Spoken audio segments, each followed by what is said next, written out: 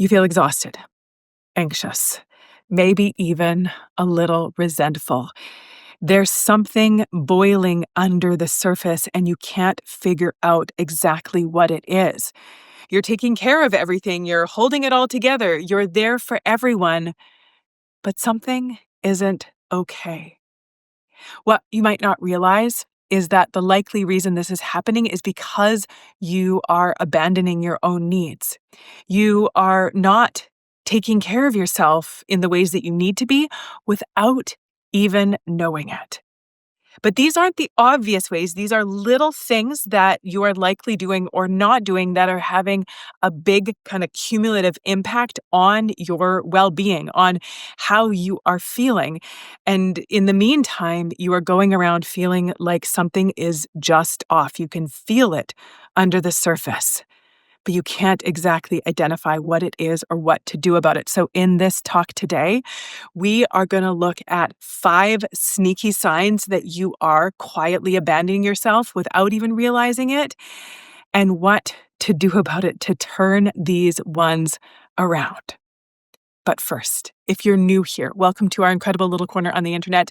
Take a second, introduce yourself in the comment section below. If you're back again, always good to have you. My name is Kristina. I am a registered clinical therapist, a researcher, a coach, a speaker, and the creator or author of my book, Drive Your Own Darn Bus.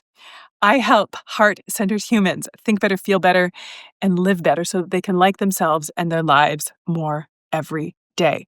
So let's get right into these. And the first sneaky sign that you have been neglecting yourself is that you downplay your feelings a lot, even with others. Someone does something that hurts your feelings. They cross a boundary. They say something that upsets you or throws you off, but you tell yourself that it's fine, it's no big deal, you're just going to let it go. But in the meantime, it's not fine, it's not okay, and you're not able to just let it go.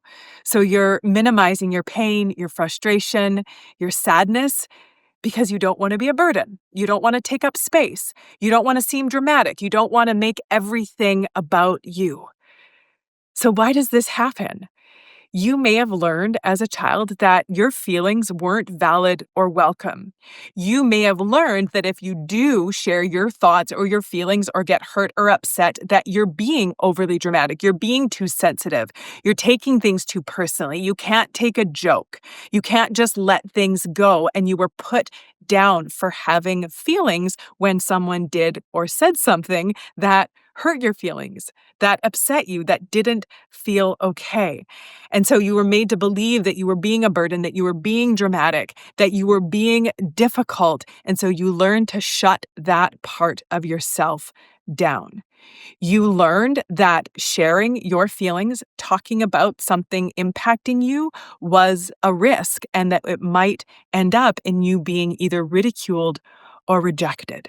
So as a self-protective mechanism as a child, you learn to put your feelings aside, to not talk about them. And you've brought that now into adulthood.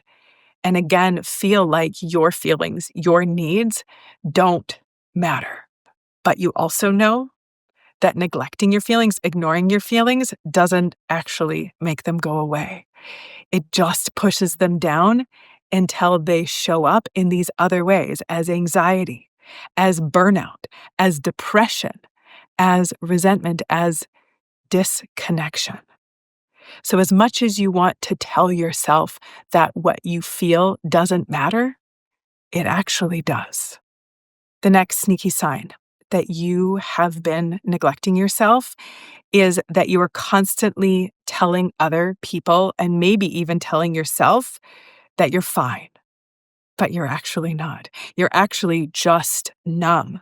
There's so much going on around you and inside of you that you haven't been able to take the time to work through or process or get a handle on, or even had space for yourself to fill up, to be well, to be cared for, to have a reserve so that you can handle these things. And it all just keeps piling up. It's so much that the only way to cope is to disconnect, is to numb yourself, is to kind of check out. You tell other people that you're good, you tell other people that you're fine, but inside you feel flat. You feel empty. Maybe you feel totally unmotivated and disconnected. So why is this happening? Because you've been constantly putting other people's needs, wants, and preferences before your own. You have been caring so much for other people, but not extending any of that care for yourself. And yes, absolutely, being a generous and kind and giving and caring and loving person is wonderful. But if you're not also extending those things to yourself, then it's not sustainable and it's not actually real love. It's people pleasing because real love comes from a place of abundance. It comes from a place of fullness spilling over. And if it's not, if it's just out of this obligation or what you think you need to do, or who people think you need to be, or who you think people think you need to be, or what you need to be providing and the needs you need to be meeting in order to be good enough, worthy enough, lovable enough, that's coming from a place of scarcity. That's coming from a sense of emptiness that you're trying to have filled up by being essential, by being needed, by being important. But you're not actually giving those things to yourself. It's like you're hustling for that worthiness instead of investing in your own worthiness because you don't need to earn it and you don't need to prove it. You already are. So, yes, give generously, give openly, give freely. Love on the people that you love bigly, but also do that for yourself. Give to yourself generously and openly and freely. Pour in to you, love on you. And not only is it going to make your relationships better, where you're going to be giving from this sense of joy and not from this kind of feeling of unworthiness, but you're also going to be feeling good and full and vital and alive yourself. And you deserve that. You deserve wellness, not because you've earned it, but because you exist. So if you have been feeling disconnected, empty, or numb, that's not a sign of laziness or failure. It's a signal that something, and maybe even a lot of things, have been ignored inside of you for far too long. The next sneaky sign that you have been neglecting yourself is that when you do actually take the time to take care of yourself, to rest, to slow down, to do something just for you, you feel guilty. You feel like you're being selfish. You feel like you're being indulgent. You feel like you have to justify your self-care, that you have to earn rest, that you have to prove why it's okay for you to relax. And this is definitely something that I used to do so often, that I used to justify going to the massage therapist because my jaw has been tight, my neck has been so stiff, my shoulders have been sore, I've been getting headaches, I've been working so hard, I've been doing so much, and I just need a little bit of time to get this massage to loosen up my muscles. I didn't know even who I was telling this to or whose permission I was looking for, but I remember anytime I would bring up doing something of myself, taking a long bath, having a nap, sitting down and reading a book, going for things like a massage, getting a haircut, getting my hair cut and colored. I would tell people that, oh, well, I haven't done it in like 8 months and my roots are down to my chin and my hair's all scraggly, so it was time. It's almost like I needed other people's permission to just take care of some basic essentials for myself, let alone the special things like the long bath and the getting the nails done, or the having a long talk and a walk with a girlfriend, or just doing something special for myself, whatever that was. I had to justify and prove why it was okay for me to do them. Again, I don't know whose permission I needed or whose approval I was actually looking for. And it wasn't until I really realized that my wellness is my right. It's not something I need to earn. It's something that I get to have, that I get to take care of, that I get to invest in because it matters and I matter and my wellness matters. And that is it. And so when we have that shift from trying to hustle for it, trying to earn it, and believing that we are allowed to have it, that it's okay, it doesn't need to be justified or proven, it changes everything. So when we really realize that wellness isn't earned, it doesn't need to be proven or justified. It just is part of our wellness and part of what we need. And that comes from really learning how to listen to and trust ourselves, how to have that more sturdy, connected relationship with ourselves, that relationship that's built on trust, like any solid relationship is.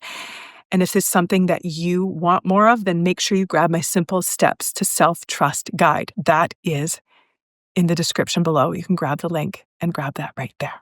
So many of us have been conditioned, have learned to believe that our worth is tied to our productivity, or that getting love is tied to self-sacrifice. But here's the truth. Rest isn't a reward. It's an essential. And honoring that doesn't make you selfish. It makes you sustainable. It makes you well. And remember, you deserve wellness. Period. Another sneaky little sign that you have been neglecting your needs is that you second guess yourself constantly, even on small decisions. You're constantly asking other people for input. You're not trusting your own instincts. Maybe you're so disconnected from yourself because you've got all of this going on in your mind and all your to-do lists and all your responsibilities and all the things you're trying to take care of. Your brain is so full from all that you've forgotten how to listen to yourself. There's no space left to take that step back, to listen, to contemplate, to trust. And so you're trying to get the decision done as quickly as possible by outsourcing it to other people, by trying to get other people's approval or get their go-ahead. You overthink, but you're not really getting anywhere in those thoughts. They're just spiraling through and through. Maybe you're worried that you're going to upset someone or make a mistake. And you've neglected the space to listen to yourself, to be there with and for yourself. So what are some reasons that this happens? Well, it's probably because you have learned to put yourself last. Probably while you were growing up, you had a parent, your mom or your dad, or whoever that primary caregiver was for you, that they were always busy. They were always doing. They were always putting other people's first and trying to make other people happy and be there for what other people wanted or needed or who they thought they needed to be. They were trying to keep on top of everything. And so that's just what was imprinted on your brain about how to exist as a human being. You witnessed them not trusting themselves and looking for approval and asking permission and overthinking without getting anywhere and getting stuck and not trusting themselves. And so that is what you observed. Or it could also be that you grew up without a voice in your own home, that you weren't able to express your needs and have them met, that maybe nobody had time for it, nobody cared about it, or that there just wasn't the availability for it. And so there was no one there to support you, to help guide you in learning how to listen to yourself, learning how to respect yourself and your needs, learning that what you needed, what you felt, what you thought actually did matter. And so now you grow up with the same belief that it doesn't matter because it never mattered then. Why should it matter now? In order to listen to yourself, to trust yourself, it starts little by little. It starts by actually not just listening to what you need, but actually getting clear on what you need first. Asking yourself, what do I need? What do I want? What do I think? What do I feel in this moment? And this is not always easy, especially if you've been so disconnected from yourself for so long. It's not necessarily going to come to you right away. But I do have a guide that's going to help you. It's called the Simple Steps to Self-Trust. And that is going to walk you through how to start building that deeper trust within yourself, how to start listening to yourself, how to be that sturdy, connected, confident person with and for yourself. So make sure you grab that Simple Steps to Self-Trust. The next sneaky sign that you have been neglecting your own needs is that you often feel invisible, even in a crowded room, even in your close relationships. You show up, you care, you give, but you don't really feel seen. You don't really feel heard. You don't feel really understood. You don't really feel like anybody else is there for you the way that you have been working so hard and giving so much to be there for them. So why does this happen? Because you are empathic, because you are caring, because you extend so much love and intention to others. You're always anticipating their needs. You are always there for them. You are always thinking about them. But on the other side, you're not extending that same love, that same care, that same intention for yourself. So you're not expressing your needs. You're not asking for what's important to you. You're not inserting yourself as a main player in your own life. And this creates one-sided dynamics and slowly erodes your sense of self. If you are never putting forward yourself in your relationships, that it doesn't take long before that self doesn't even really know who that self is. Because you've been spending so long focusing on everyone else, that is what you think about. That is what you consider. That is what is impacting your decisions and your actions and your choices. But it's impacting you. Maybe you haven't been totally aware of it until now, but it's impacting you. You're wondering why you kind of feel like a shell of yourself, but it's hard to feel full if you're running on empty. You deserve to be a full participant in your relationships. You deserve to communicate what you're feeling, what you're thinking, what you're needing, what you prefer. Also considering that of the people that you're in those relationships with, but you are allowed to show up and let yourself be seen, be acknowledged, be heard, be loved, be given to the way that you give to others. You deserve that in your own life. And nobody is going to necessarily pave the way for you or pull it out of you. And so stop waiting for that and allow yourself to take up space, to show up fully in your own life. If any of these feel familiar, I want you to know that you're not broken. You're not being overly dramatic. You're not too much. There's not something wrong with you. You don't just need to let it go or get over it. You need to be paying attention to yourself. You need to be listening to yourself. You need to be taking a step back and connecting with yourself. You are really good at meeting other people's needs. Now it's time to start being there for and meeting some of your own. Maybe you don't know exactly how to do this because you were never taught, you were never shown, or you feel guilty when you do. So reconnecting with yourself by learning how to trust yourself, by building that trust with yourself is going to be huge. That's exactly why I created this guide and this mini course. It's packed with short, practical, powerful mindset shifts and little micro actions that you can take every day that are going to help you reconnect with what you feel, what you want, what you need, with who you are, and start honoring all of that without feeling guilty or selfish. Click the link in the description below. Make sure you grab that. And remember that you deserve to take up space in your own life. You deserve to feel steady, connected, and worthy, not because you have earned it, but because you exist. And that's all that's required. Always good to have you here. If you got something out of this video, if you could like it, share it, let me know what connected with you. Love being with you. And until next time, take good care of yourself. Take good care of those around you. Bye for now.